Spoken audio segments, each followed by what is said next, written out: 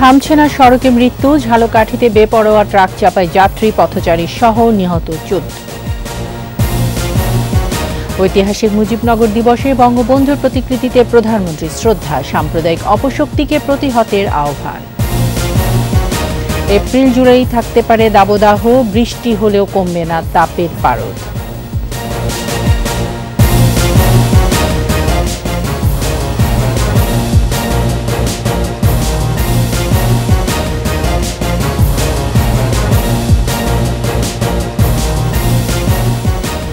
শুনছিলেন first security ইসলামী bank PLC সংবাদ শিরোনাম। আমন্ত্রণ সন্ধ্যা 7টার 21 সংবাদে, সাথে আছি আমি তাইজিন রহমান।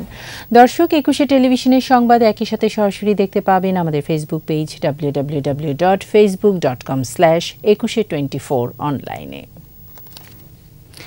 ঝালকাঠিতে নিয়ন্ত্রণহীন ট্রাক চাপায় প্রাইভেট কার, অটোরিকশার যাত্রী সহ নিহত হয়েছে 14 জন। গুরুতর আহত 8 জনকে হাসপাতালে ভর্তি করা হয়েছে।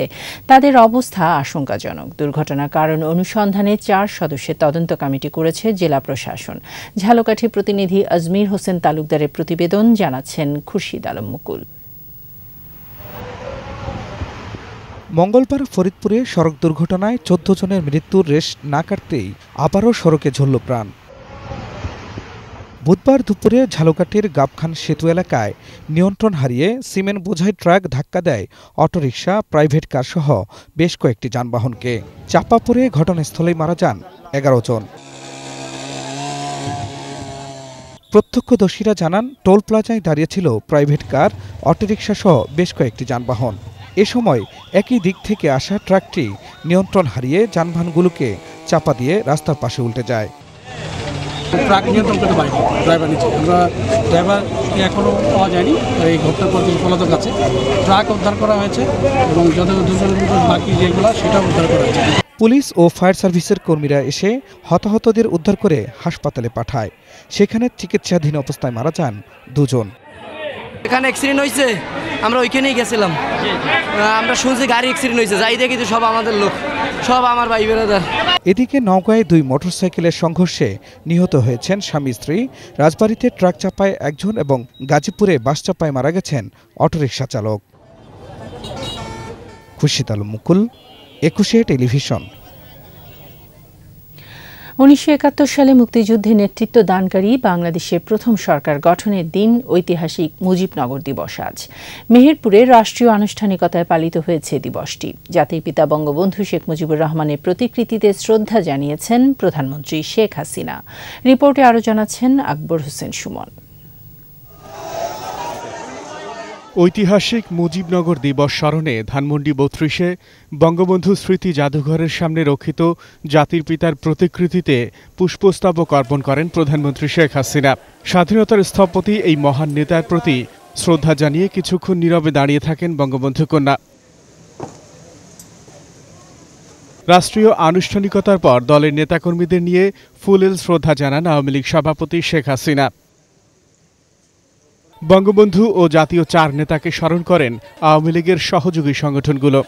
যারা আমাদের বিজয়কে সংহত করার পথে প্রতিবন্ধক, এদের আমরা পরাজিত করব, পরাভূত করব, প্রতিহত করব এবং আমাদের লড়াইকে আমরা এগিয়ে নিয়ে যাব বিজয়ের স্বর্ণ তোরণ অভিমুখে।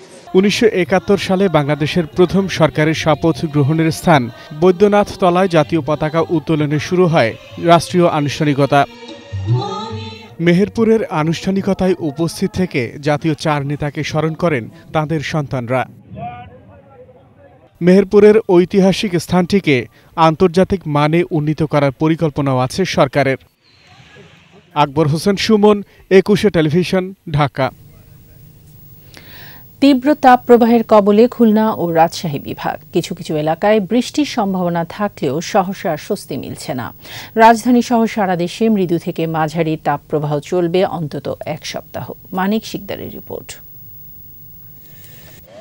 বৈশাখের শুরু থেকে তাপদাহের কবলে সারা দেশ। খুলনা, রাজশাহী বিভাগের কয়েক জেলায় তাপমাত্রা তীব্র আকার ধারণ করেছে। জনজীবনে নেমে এসেছে ভোগান্তি। চুয়াডাঙ্গায় 40.7 ডিগ্রি, রাজশাহীতে 40.4 ডিগ্রি সেলসিয়াস ছিল দিনের তাপমাত্রা। এছাড়াও সারা দেশে তাপপ্রবাহ চলছে। রাজশাহী, পাবনাতে তীব্র তাপদাহ চলছে এবং দেশের অন্যত্র মৃদু থেকে মাঝারি তাপদাহ চলছে। চট্টগ্রাম, সিলেট বিভাগের কিছু এলাকায় বজ্রসহ বৃষ্টির সম্ভাবনা আছে। সেই সাথে বৈশাখী ঝড়ের আশঙ্কার কথা জানিয়েছে আবহাওয়া অধিদপ্তর। মাঝখানে কিছু কিছু জায়গায় বৃষ্টি হবে, যেমন কালকেও আমরা ঢাকাতে বৃষ্টি হয়েছিল। এটা সাময়িকের জন্য তাপমাত্রা একটু নিয়ন্ত্রিত ছিল, কিন্তু আজকে সকাল থেকে তাপমাত্রা গ্র্যাজুয়ালি বেড়েছে। এমনকি আজকে ঢাকাতেও আপনার মৃদু আকারে তাপদাহ আছে, যেটা আমরা 36.5। আগামী সপ্তাহে তাপমাত্রা বৃদ্ধির আশঙ্কাও করছে আবহাওয়া বিভাগ।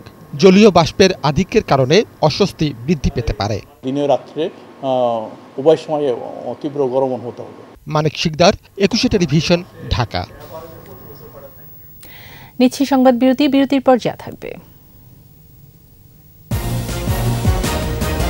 ইসরায়েলে হামলার জের, ইরানের বিরুদ্ধে পশ্চিমাদের নিষেধাজ্ঞা, হুঁশিয়ারি।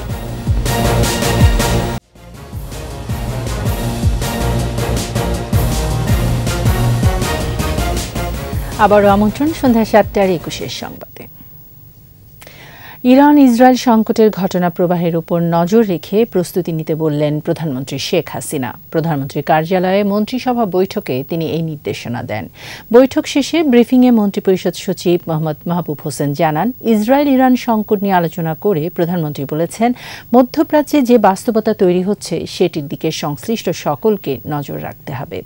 ভবিষ্যতে আন্তর্জাতিক বাণিজ্য, জ্বালানি সহ নানা খাতে কী প্রভাব পড়তে পারে তা বিবেচনা করে মন্ত্রিসভার সদস্য এবং সংশ্লিষ্ট মন্ত্রণালয়কে এ বিষয়ে প্রস্তুতি নেবার নির্দেশ দেন সরকার প্রধান। বৈঠকে মাতারবাড়ি গভীর সমুদ্র বন্দরে উন্নয়ন কর্মকাণ্ড পরিচালনায় মহেশখালী সমন্বিত উন্নয়ন কর্তৃপক্ষ আইন 2024-এর খসড়ার নীতিগত অনুমোদন দিয়েছে মন্ত্রিসভা। সংশ্লিষ্ট মন্ত্রণালয়কে বলেছেন তীক্ষ্ণ নজর রাখার জন্য। উনি এটা বলেছেন সকলকে যে ওই ঘটনা প্রবাহ দিকে নজর রাখতে এবং যদি দীর্ঘমেয়াদী হয় তখন যে সম্ভাব্য পরিস্থিতি হতে পারে, বিভিন্ন সেক্টরে যে ইম্প্যাক্ট পড়তে পারে সেটি যেন সংশ্লিষ্ট সেক্টর থেকে এক্সারসাইজ করে প্রস্তুত করে এবং ওটি মোকাবেলার জন্য যেন তারা পরিকল্পনা গ্রহণ করে প্রস্তুতি নিয়ে রাখতে বলেছেন সকলকে। আর এরই সাথে শেষ করছি সন্ধ্যা 7:21 সংবাদ। যাবার আগে ফার্স্ট সিকিউরিটি ইসলামী ব্যাংক পিএলসি সংবাদ শিরোনামগুলো জানিয়ে দিচ্ছি আরও একবার।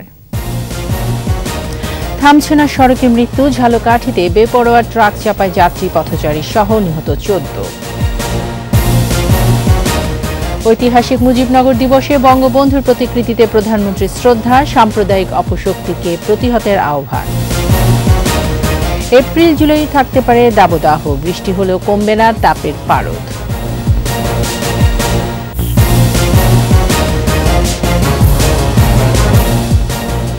সর্বশেষ খবর জানতে ডায়াল করুন 2021 নম্বরে, আর ভিজিট করুন 21-tv.com এই ওয়েবসাইটে। এছাড়া ফেসবুকে ভিজিট করতে পারেন facebook.com/2124 অনলাইনে।